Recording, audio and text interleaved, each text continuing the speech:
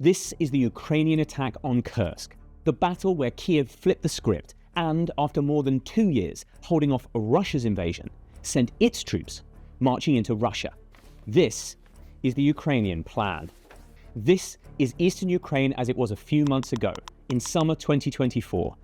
Kyiv is here, the Russian border is here, and here are the areas occupied by Putin's armies at the time. Down here, Russia has succeeded in breaking Ukraine's defensive line in the east by capturing the fortress city of Avdiivka, and troops are now rushing towards Pokrovsk, a key logistics hub which the Ukrainians want to keep hold of. At the same time, Russia has launched a surprise attack on Kharkiv, Ukraine's second largest city, forcing Ukraine to stretch its army thin to hold back both attacks. Overall, things are looking pretty desperate. It is in this context that Ukraine's top general, Alexander Syrsky, decides to mount his own cross-border attack from Sumy Oblast, located here, into Kursk Oblast, located here.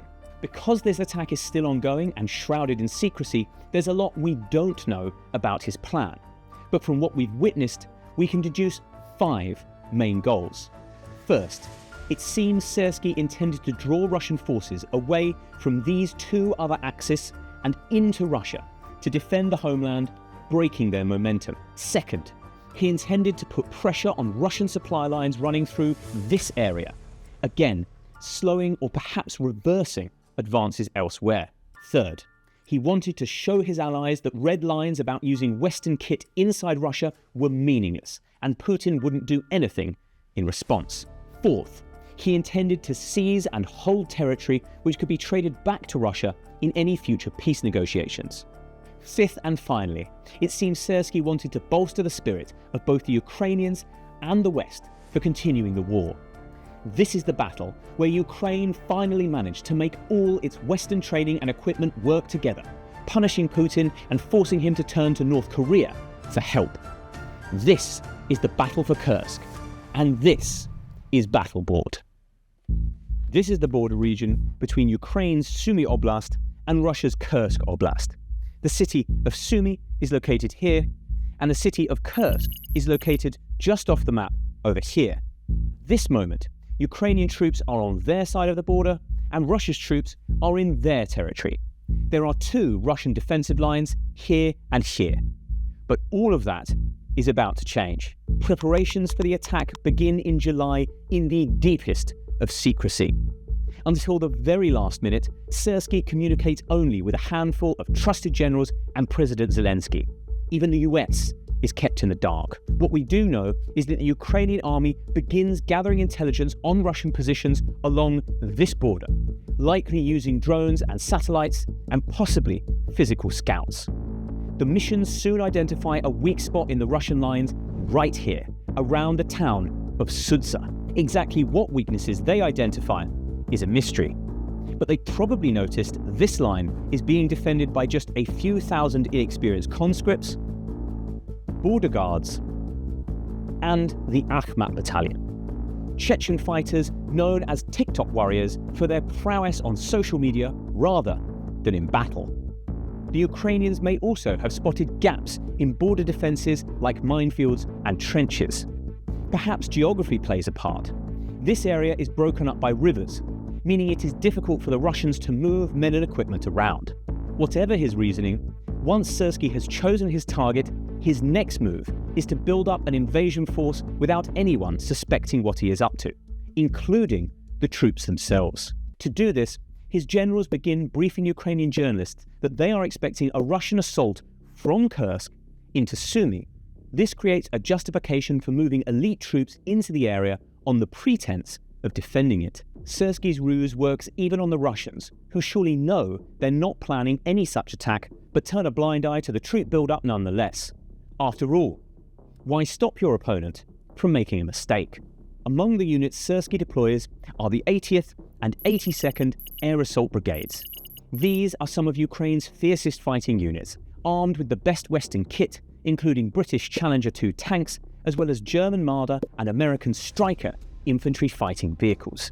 He backs these up with Western artillery systems like the AS-90, as well as HIMARS rocket launchers and drone units, flying FPV drones.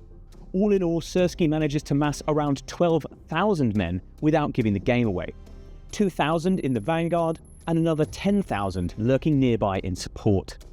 With the invasion force in place, Syrsky makes two final moves to get the board set exactly the way he wants it.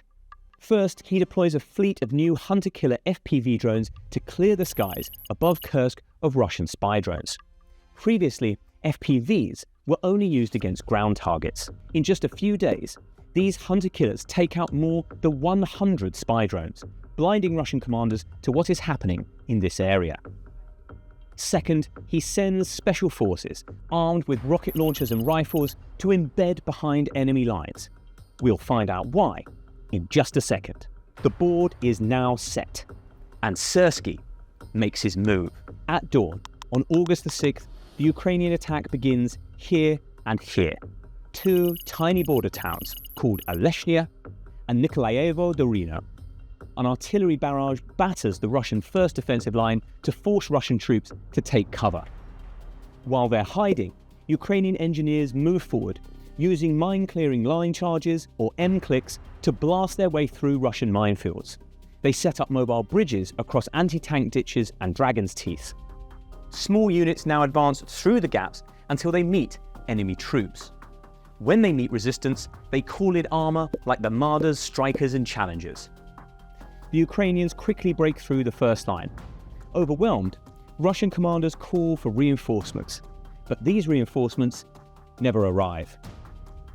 That's because of these special forces. They set up ambushes along roads they know the reinforcements will use, blasting trucks and transports.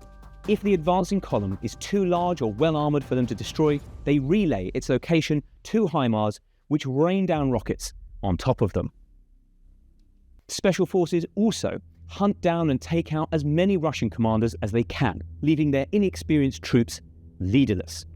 In the skies, hunter-killer drones are still prowling, identifying and eliminating any new spy drones the Russians try to put up as quickly as they can launch them.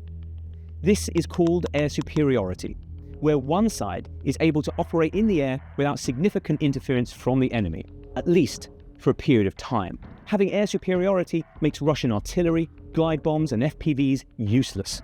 Without them, these weapons are firing blind. Russia tries to solve this problem by sending in attack helicopters, but to their surprise, these are also targeted by the Ukrainian drones. At least 2 helicopters are hit in this way, marking the first time we know of that FPVs have been used against manned aircraft. This orchestra of attack power is known as combined arms assault. We'll discuss it more in a moment, but for now, all you need to know is that when it's done properly, it is almost impossible to stop. And right now, the Ukrainians are doing it properly. With the first line of Russia's defences breached, Ukraine's 80th Air Assault Brigade leads one advance towards the town of Malyalonka, here. Meanwhile, the 82nd heads off in a pincer movement towards the town of Bolshoy Soldotskoye, here. As they advance, they avoid fighting the Russians head-on. They leave these troops for the second line of reinforcements, which now pour through the gaps in the Russian line. Vanguard units bypass the enemy, while the second echelon surrounds them, shells them, and then accepts their surrender. This keeps Ukrainian losses to a minimum, while the attack keeps rolling at full speed. The goal seems to be to surround and capture Sudza. As the largest town in the region, this will make an ideal Ukrainian base for the invasion force. And as an added bonus, the only Russian gas pipe still supplying Europe flows directly through it. By the end of the first day of fighting, the Ukrainians have pushed more than 6 miles behind the Russian front line and occupy this area here.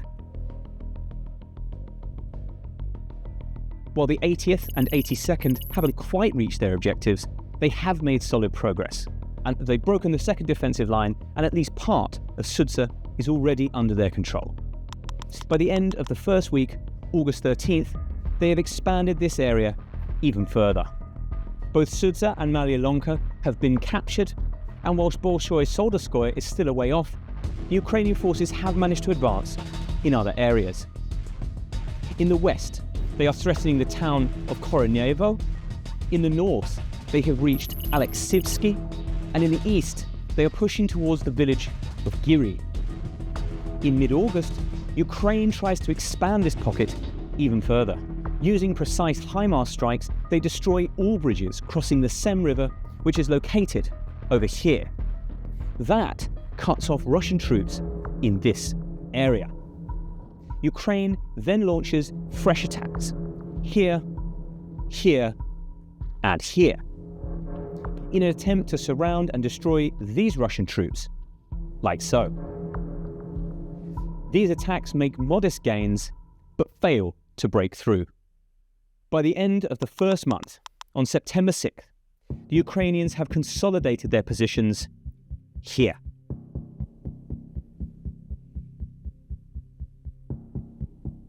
A lot of the probing attacks we saw earlier have petered out. Gyri and Koronevo remain in Russian hands, as does Bolshoye Soldaskoye. But behind those advances, Ukraine has pushed its area of control forward considerably. This zone now spans roughly 500 square miles, meaning the Ukrainians have captured about the same amount of territory in just a few weeks as the Russians did in the preceding 7 months. They have taken 90 towns and villages, along with several hundred Russian prisoners, and there are now somewhere between 10,000 and 20,000 Ukrainian troops inside Russia. The assault has proved a resounding success, but Putin will not allow such a challenge to go unanswered. Nearby, tens of thousands of Russian soldiers are massing for a counterattack. After initial denials and downplaying from the Kremlin, an irate Putin has now issued an ultimatum to his generals: get the Ukrainians out by October the 1st or else. To do that, a new military formation has been mobilized here. This is Battle Group North, made up of troops from the 155th Naval Infantry, 51st and 56th VDV, 200th Motor Rifle Brigade, along with conscripts and border guards that survived the initial attack. Many of these units, especially the 155th and the 56th, are elite. They were heavily involved in fighting in Ukraine and have been pulled off the front line there to help out here. At this moment, there are between 20,000 and 30,000 of them, or roughly double the number of Ukrainian defenders. Overnight, on September 10th, they launched their counteroffensive from the town of Koronevo. The main push heads southwards, towards the towns of Snagost and Viktorovka, and it appears the plan is to cut off Ukrainian troops in this area from the rest of their army. By the end of the first day of fighting, the Russians claim to have recaptured 10 towns, though Western analysts say they've only seen video evidence from 2 of them. But the Ukrainians are not going down without a fight, and the following day try to flank around the Russian assault and stop it in its tracks here. By September 14th, the Russians have pushed further into Ukrainian territory around Lyubimovka, but at the expense of territory near Koronevo here. Otherwise, things remain unchanged. The Ukrainians are proving hard to dislodge, forcing Russia to commit yet more men to the effort. Around 10,000 extra troops are deployed to the area.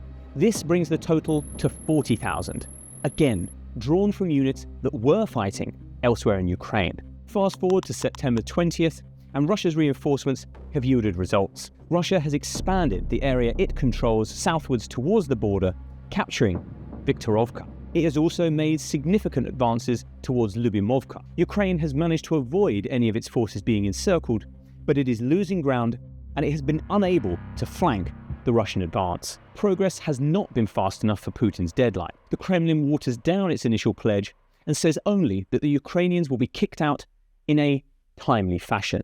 Sometime in early October, another 10,000 men are added to Russian forces in the area, bringing the total to 50,000. On October the 12th, they make another breakthrough, punching through Ukrainian lines north of Lyubimovka and driving Kyiv's men back almost as far as Malyalonka.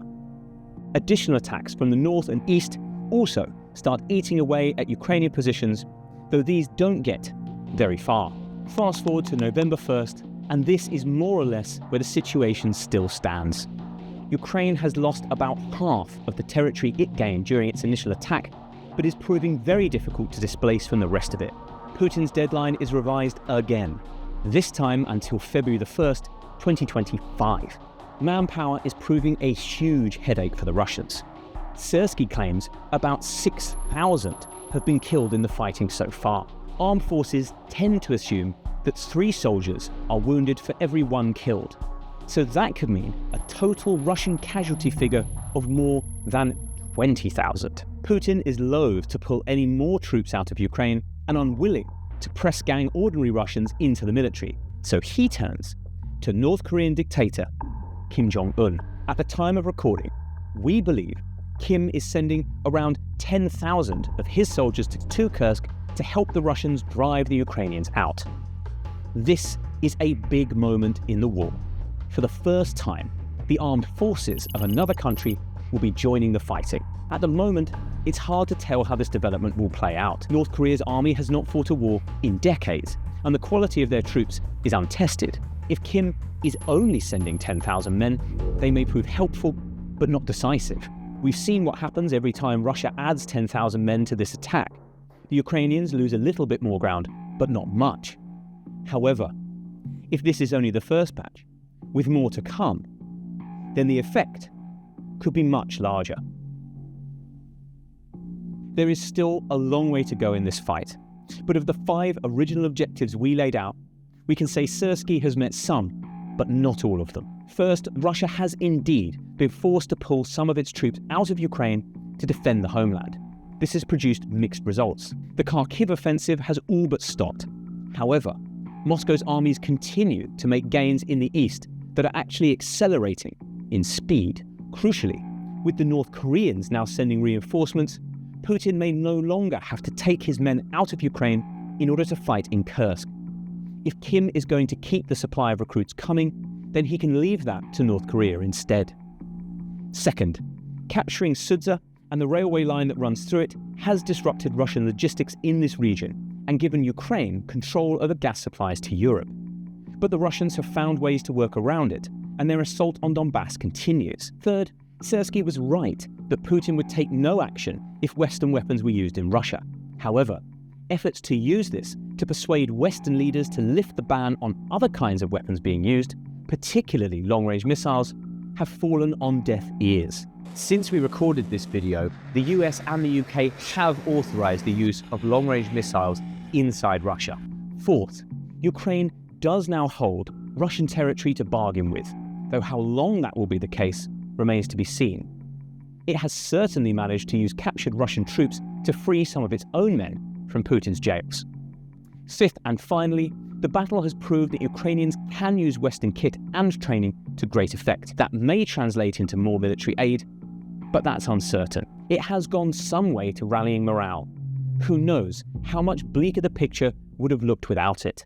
Now, let's clear the board and discuss some of the tactics that led to Ukraine gaining so much ground so quickly. As the war in Ukraine has shown, Russia relies on quantity for its success. Whether that's bombs raining down from jets, artillery shells obliterating whole towns and cities, or waves of troops and tanks charging at enemy positions. Usually, these things aren't very well coordinated. They happen in sequence rather than in harmony. First come the bombs and shells, then come the tanks and troops. This is nothing new, and is the same way the Soviet military was trained to fight back when Ukraine was a part of it. As Stalin was fond of saying, quantity has a quality all of its own. This is not how Western militaries are trained to fight. Instead, they are trained on a doctrine called combined arms. Put simply, combined arms means all of the different methods of attack working together to achieve an effect that is bigger than any of them alone.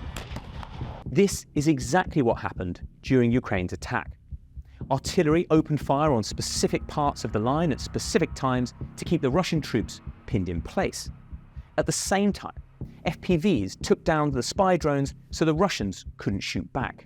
That meant engineers could clear obstacles, like mines and barbed wire, meaning troops and tanks could advance through the gaps and take out enemy soldiers. Meanwhile, the special forces stopped reinforcements from replacing those lost troops. When done right, this kind of attack is almost impossible to stop. But fighting this way is extremely difficult.